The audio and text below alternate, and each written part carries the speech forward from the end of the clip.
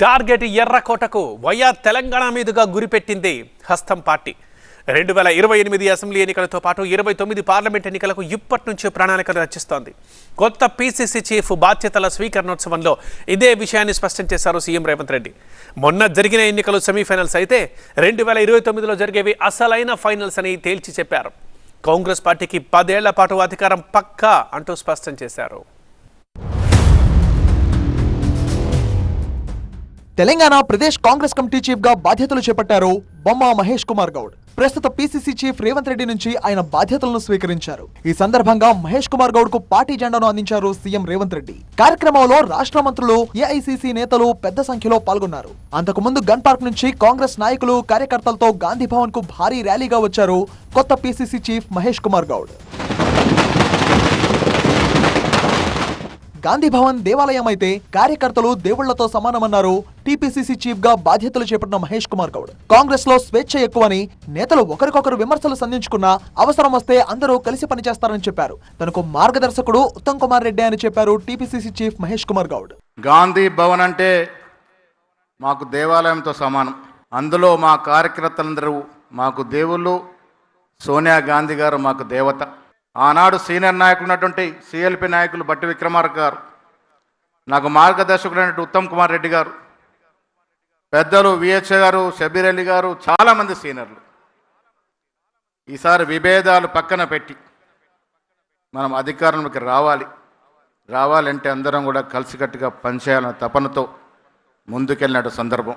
2024 ఎన్నికలు సెమీఫైనల్ అయితే 2029 ఎన్నికలు ఫైనల్ అన్నారు సీఎం రేవంత్ రెడ్డి. ఆ ఎన్నికల్లో కాంగ్రెస్ ను గెలిపించుకొని రాహుల్ గాంధీని ప్రధానిని చేస్తామన్నారు ఆయన.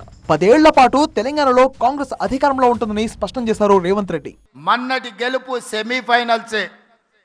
2023 తెలంగాణలో రాష్ట్ర ప్రభుత్వాన్ని ఏర్పాటు చేయడం అంటే నేను పీసీసీ అధ్యక్షుడిగా ముందుకు నడిపించింది, సిఎల్పిగా బట్టి విక్రమార్క గారు నడిపించి గెలిపించింది సెమీఫైనల్స్ మాత్రమే అని నేను చెప్పదలుచుకున్నా. వాస్తవంగా ఫైనల్స్ 2029లో ఉన్నాయి. ఢిల్లీ ఎర్రకోట మీద మువ్వన్నెల జెండా ఎగరేసినప్పుడే, నరేంద్ర మోడీని ఓడించి రాహుల్ గాంధీని దేశానికి ప్రధానమంత్రిని చేసినప్పుడే ఈ దేశంలో మనం ఫైనల్స్ గెలిచినట్టు. మిత్రులారా, కౌశిక్ రెడ్డి, అరకపొడి గాంధీ ఎపిసోడ్ పై కూడా స్పందించారు రేవంత్. మా వాళ్ళ ఇంటికి వస్తామని కొందరు సవాల్ విసిరారని, దాంతో మా వాళ్లే వాళ్ళ ఇంటికెళ్లి బుద్ధి చెప్పారన్నారు. తమ ఇళ్లపై దాడి చేశారని ఆరోపిస్తున్న కొంతమంది ముందు ఎందుకు సవాల్ చేశారని ప్రశ్నించారు. కాంగ్రెస్ నేతలు ఎవరి జోలికి వెళ్లరని, కానీ తమ జోలికి వస్తే ఊరుకోరని రేవంత్ రెడ్డి స్పష్టం చేశారు. నిన్న మన వాడొకడు వీడొకడు మోపాడు.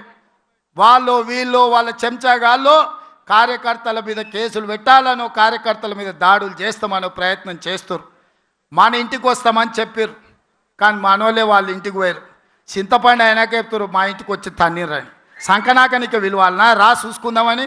అందుకే నేను చెప్పిన, నేను లేను, శాంతి భద్రతలు వస్తానే చూసి శాంతి భద్రతలను సరిదిద్దండి అని చెప్పిన.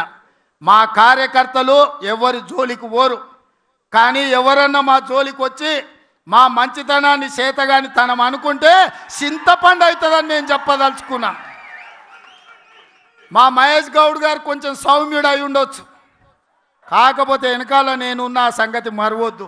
కార్యకర్తల త్యాగాలతో అధికారంలోకి వచ్చిన కాంగ్రెస్ పార్టీ ప్రమాణ స్వీకారం చేసిన మొదటి రోజు నుంచే హామీల అమలుపై దృష్టి పెట్టిందన్నారు ఉప ముఖ్యమంత్రి భట్టి విక్రమార్క. పార్టీకి సంబంధించి గాంధీ భవన్ నుంచి ఎలాంటి ఆదేశాలు వచ్చినా క్షేత్రస్థాయిలో అమలు చేయడానికి సిద్ధంగా ఉన్నామని స్పష్టం చేశారు. పార్టీకి సంబంధించిన ఏ కార్యక్రమాలున్నా, ప్రతి కార్యకర్తకు సంబంధించిన ఏ అవసరం ఉన్నా పార్టీ గాంధీ భవన్ నుంచి నిర్దేశం వస్తే తప్పనిసరిగా వాటన్నింటినీ అమలు చేయడానికి ఈ రాష్ట్ర కాంగ్రెస్ ప్రభుత్వం రేవంత్ రెడ్డి గారి నాయకత్వంలో ముఖ్యమంత్రిగా ఉన్నటువంటి యావత్ మంత్రి మండలి మొత్తం కూడా తప్పనిసరిగా తూచా తప్పకుండా పాటిస్తుందని కూడా మీ అందరికీ మనవి చేస్తా ఉన్నాం.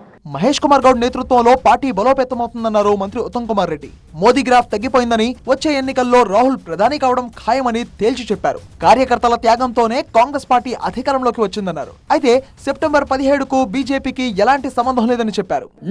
ఎప్పుడు కూడా కాంగ్రెస్ పార్టీకి త్యాగం చేసిన వాళ్ళు, కష్టం చేసిన వాళ్ళు కాంగ్రెస్ పార్టీ మర్చిపోదని చెప్పి మహేష్ గౌడ్ గారి నియామకం మరోసారి నిరూపించబడిందని చెప్పి మనం చేస్తున్నాం. దేశంలో రాజకీయాలు చూసినా, క్రమక్రమంగా మొన్న పార్లమెంట్ ఎలక్షన్స్తో నరేంద్ర మోదీ బీజేపీ గ్రాఫ్ తగ్గిపోతూ కాంగ్రెస్ పార్టీ రాహుల్ గాంధీ గారి గ్రాఫ్ ఏ విధంగా పెరుగుతుందో మీరు గమనిస్తున్నారు.